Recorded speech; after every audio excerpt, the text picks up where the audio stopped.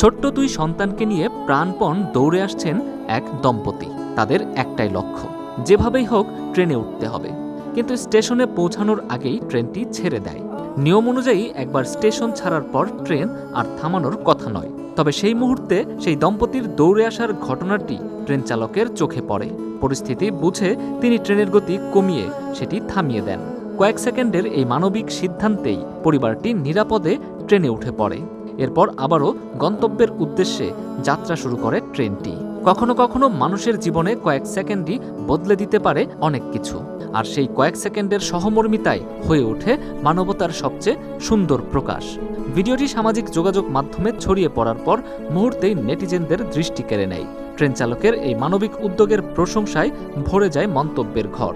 একজন লিখেছেন, এই ট্রেন চালককে স্যালুট জানাই, উনি যেন 1000 বছর বেঁচে থাকে আর এভাবেই জনগণের সেবা করতে পারে।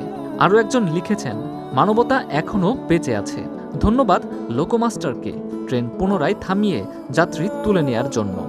ব্যস্ততার এই পৃথিবীতে এমন ছোট্ট কিছু মানবিক মুহূর্তই আমাদের মনে করিয়ে দেয় নিয়মের পাশাপাশি সহমর্মিতাও সমান গুরুত্বপূর্ণ, আর মানুষের প্রতি মানুষের এই ভালোবাসায় পৃথিবীকে আরও সুন্দর করে তোলে।